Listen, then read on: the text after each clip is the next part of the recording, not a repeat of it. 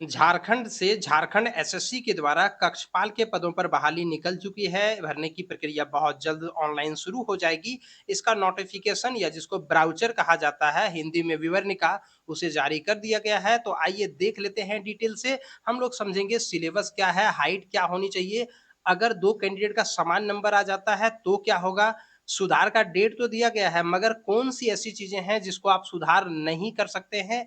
इसके अतिरिक्त photo signature कैसे मांगा गया है और साथ में समझेंगे कि उम्र सीमा, एजुकेशन, ये तमाम क्या है और कितनी मांगी गई है इसमें।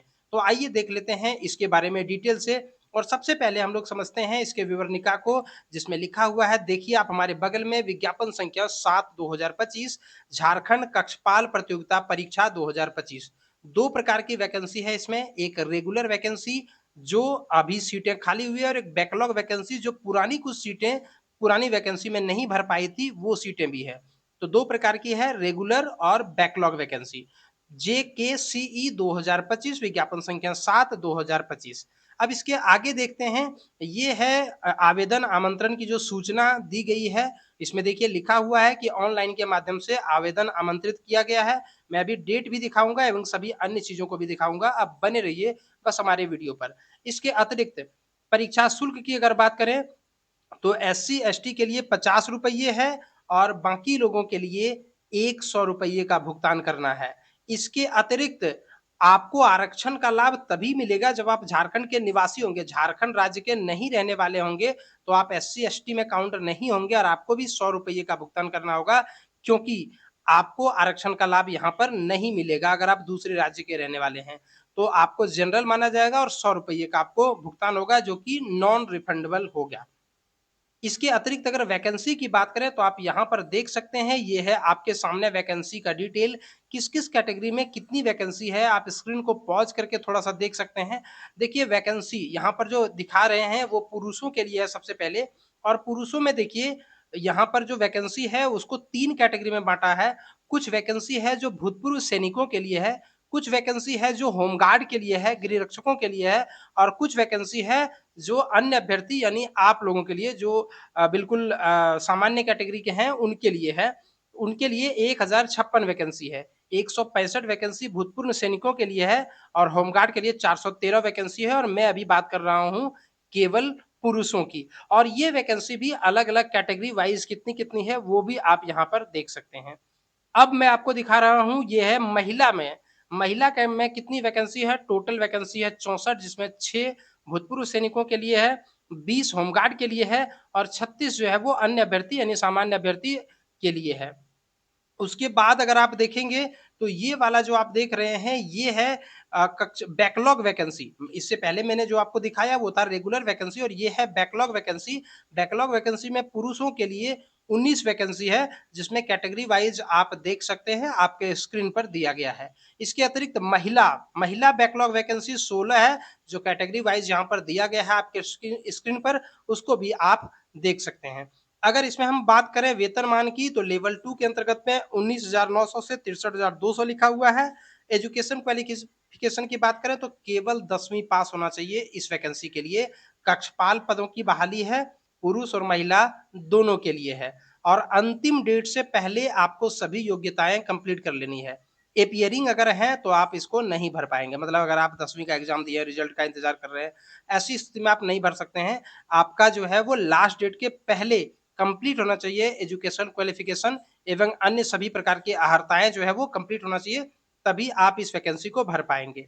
इसके अतिरिक्त अगर हम बात करें शारीरिक मापदंड की, तो पुरुषों के लिए देख सकते हैं, पुरुषों में जो जनरल ओबीसी हैं या ईडब्ल्यूएस हैं, उनके लिए हाइट 160 सेंटीमीटर होना चाहिए और चेस्ट 81 सेंटीमीटर होना चाहिए फुला करके। वहीं एससी और एसटी कैटेगरी में हाइट 155 सेंटीमीटर होना चाहिए और चेस्ट 79 सेंटीमीटर होना चाहिए फुला करके। महिलाओं की बात करें तो चेस्ट लागू नहीं है, केवल जो ऊँचाई है वो 148 सेंटीमीटर होना चाहिए सभी कैटेगरी की महिलाओं के लिए। इसके अतिरिक्त अगर हम लोग बात करें, तो ये जो है ये शारीरिक दक्षता परीक्षण है, जिसमें आपको 1600 मीटर दौड़ना है, यानी 1 मील 1.6 किलोमीटर आपको दौड़ना है। पुरुषों के लिए 6 मिनट और महिलाओं के लिए जो है वो 10 मिनट, और ये बिल्कुल क्वालीफाइंग है। इसके अतिरिक्त अगर आयु सीमा की बात करें तो आपके आयु सीमा की गणना जो है वो 1 अगस्त 2025 के आधार पर की जाएगी। कम से कम आपकी उम्र 18 साल होना चाहिए और अधिक जो है वो कैटेगरी वाइज़ अलग-अलग है। जैसे जनरल पुरुष अगर आप हैं तो आपकी अधिकतम उम्र 25 वर्ष होना चाहिए। होमगार्ड कैटेगरी में से आते हैं तो 30 वर्ष होना चाहिए। भूतपूर्व सैनिक कैटेगरी से आते हैं तो 45 वर्ष होना चाहिए और सहायक पुलिस से अगर आते हैं तो 35 वर्ष होना चाहिए। ठीक इसी प्रकार से अन्य सभी कैटेगरीज़ के लिए दिया गया है। आप स्क्रीन को पॉज़ करके या स्क्रीनशॉट रख करके ध्यानपूर्वक देख सकते हैं या फिर नोटिफ़िकेशन में भी ये तमाम बातें लिखी गई है। मैं आपको नोटिफ़िकेशन का ही कटिंग दिखा रहा हूँ। नोटिफ़िकेशन एवं अन्य सभी लिंक हमारे वीडियो के डिस्क्रिप्शन बॉक्स में आपको मिल जाएगा। वहाँ से भी आप इसको देख सकते हैं ध्यानपूर्वक। इसके अतिरिक्त अगर बात करें तो आवेदन पत्र भरने की शुरुआत होगी 7/11/2025 और आखिरी डेट है 8/12/2025 यानी 8 दिसंबर 2025 आखिरी डेट है। 7 नवंबर से 8 दिसंबर 2025 तक आप भर सकेंगे। आवेदन पत्र भरने के बाद आपको फ़ोटो और सिग्नेचर अपलोड करना होगा, जिसका आखिरी डेट है 10 दिसंबर 2025 और 11 दिसंबर से 13 दिसंबर के बीच में आप किसी प्रकार से सुधार कर सकते हैं। सुधार करते वक़्त आपको ध्यान रखना है, कुछ चीज़ों का आप सुधार नहीं भी कर पाएँगे, जिसको मैं आपको यहाँ पर अभी दिखाऊँगा। आप देखिए यहाँ पर लिखा हुआ है कि 11 से लेकर के 13 दिसंबर के बीच में आप सुधार तो कर सकते हैं, मगर ईमेल आईडी, जन्म तिथि, नाम और मोबाइल संख्या ये 4 चीज़ों को आप नहीं सुधार कर सकेंगे।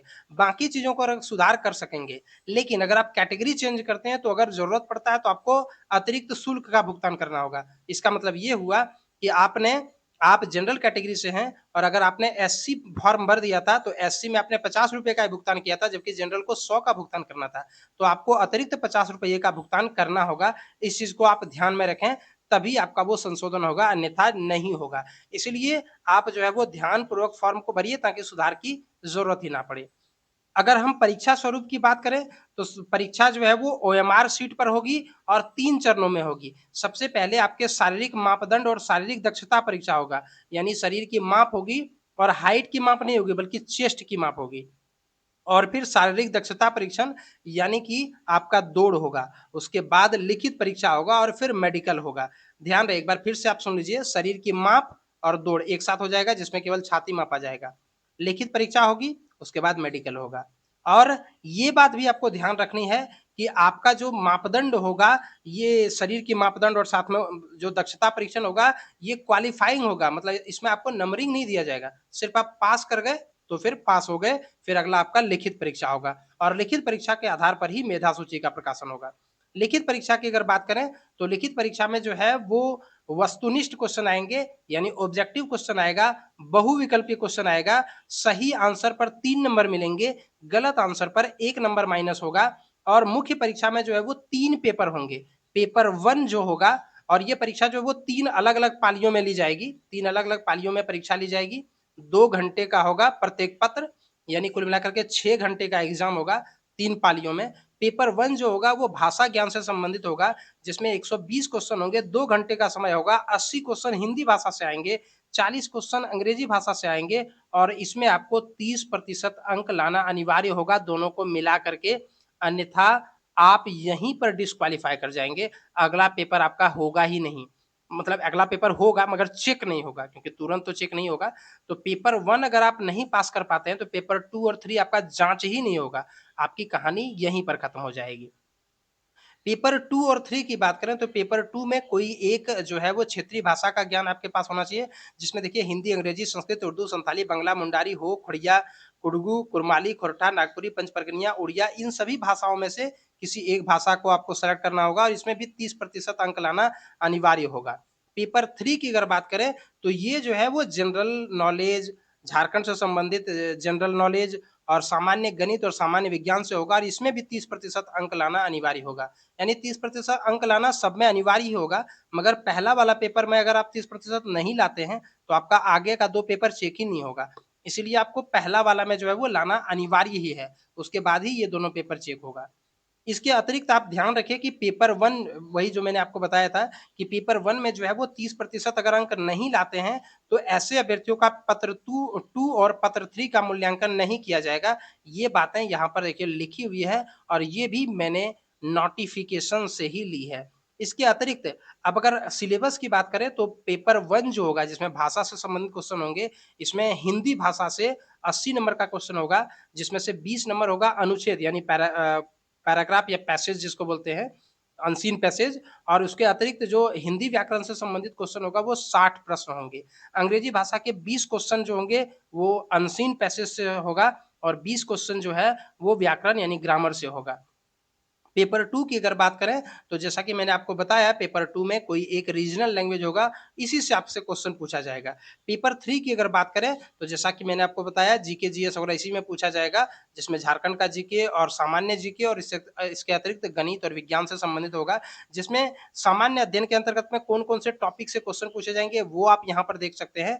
राष्ट्रीय एवं राज्य स्तरीय पुरस्कार, भारतीय भाषाएँ, पुस्तक, लिपि, राजधानी, मुद्रा, खेल खिलाड़ी, महत्वपूर्ण घटनाएँ, ऐसे करके यहाँ पर दिया गया है, आप इसको देख सकते हैं।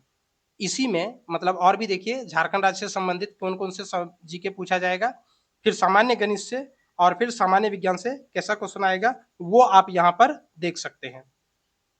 परीक्षा अगर अलग-अलग पालियों में होगी तो वैसी स्थिति में नॉर्मलाइज़ेशन होगा और नॉर्मलाइज़ेशन के बाद ही मेरिट लिस्ट का प्रकाशन होगा। इस बात को भी यहाँ पर नोटिफ़िकेशन में लिख दिया गया है। पेपर 2 और पेपर 3 को जोड़ करके कम से कम इतना प्रतिशत अंक लाने पर ही आपको पास माना जाएगा, मेधा सूची में सम्मिलित किया जाएगा, अन्यथा नहीं किया जाएगा। अगर आप जनरल ईडब्ल्यूएस हैं तो 40% अंक लाना अनिवार्य होगा। एससी, एसटी और महिला के लिए 32, पिछड़ा वर्ग 1 के लिए 34%, पिछड़ा वर्ग 2 के लिए 36.5% और आदिम जनजाति के लिए 30%। उसके बाद होगा ऊँचाई की माप। मैंने आपको बताया कि पहले सिर्फ़ चेस्ट की माप होगा, जिस समय दौड़ होगा, उस समय आपकी हाइट नहीं मापी जाएगी। उस समय सिर्फ़ आपके चेस्ट को मापा जाएगा। हाइट की माप होगी जिस समय मेडिकल होगा उस समय। हाइट भी मापा जाएगा और साथ में आपका मेडिकल जाँच भी होगा और इसमें जो है वो ये सारी चीज़ों की जाँच होगी जो कि 2 नंबर में दिया गया है। समतल पैर, स्पेस, सिरा, अंगुलियों का उचित ढंग से नहीं घूमना, ये तमाम जो बातें होती हैं, वो चीज़ें। इसके अतिरिक्त आपको फ़ोटो सिग्नेचर अपलोड के लिए कोई विशेष यहाँ पर मार्गदर्शन नहीं दिया गया है कि कैसा अपलोड करना है, बस लिखा हुआ कि फ़ोटो सिग्नेचर अपलोड करना है। तो आप हाल-फिलहाल में खिंचाया हुआ फ़ोटो और बढ़िया तरीके से किया हुआ साइन, इन दोनों को अपलोड कीजिएगा, कलर फ़ोटोग्राफ अपलोड कीजिएगा। इसमें ऐसी कोई बातें कहीं पर नहीं लिखी गई है कि पीछे का बैकग्राउंड कैसा होना चाहिए, फ़ोटो कैसा होना चाहिए, इसको लेकर के कुछ भी बात नहीं लिखी गई है। लेकिन आप अपने स्तर से थोड़ा बढ़िया फ़ोटो अपलोड करें, ताकि किसी प्रकार से रिजेक्शन होने के चांसेस ना हो। तो ये तमाम वो बातें थी जो नोटिफ़िकेशन में लिखी हुई थी। झारखंड एसएससी की वेबसाइट पर ये नोटिफ़िकेशन आपको मिल जाएगा। ये वाला है इसका शॉर्ट नोटिफ़िकेशन जिसको एडवर्टाइज़मेंट कहते हैं, जिसमें केवल डेट लिखा हुआ है कि आपको जो है वो 7 नवंबर 2025 से 8 दिसंबर 2025 के मध्य रात्रि तक ऑनलाइन आवेदन करना है। फ़ोटो सिग्नेचर से संबंधित भी डेट दिया गया है जो कि मैंने आपको बताया हुआ था। इसके अतिरिक्त ये है इसका फुल नोटिफ़िकेशन जिसका मैंने कटिंग आपको यहाँ पर दिखाया और कुछ जो महत्वपूर्ण बिंदु थे वो सारे आपके सामने रखे। इन सबों का लिंक आपको वीडियो के डिस्क्रिप्शन बॉक्स में मिलेगा, वहाँ से आप इसे डाउनलोड करके बेहतर तरीके से पढ़ भी सकते हैं और वैसे भी अगर आप इसमें अप्लाई करना चाहते हैं, तो एक बार अपने स्तर से जो है वो नोटिफ़िकेशन को ध्यान से पढ़ लें। कुछ मुख्य बातें जो-जो थी वो मैंने बता दी है, आप सिलेबस वगैरह को भी सबको देख लिया है आपने, तो आप तैयारी वगैरह भी जारी रखिए, दौड़ वगैरह भी करते रहिए, फिज़िकल तैयारी और साथ में एजुकेशनल तैयारी भी जारी रखें, ताकि आपके सिलेक्शन होने के चांसेस ज़्यादा रहे। वीडियो को देखने के लिए धन्यवाद और इसी प्रकार से अन्य वीडियोज़ के लिए बने रहिए हमारे चैनल पर।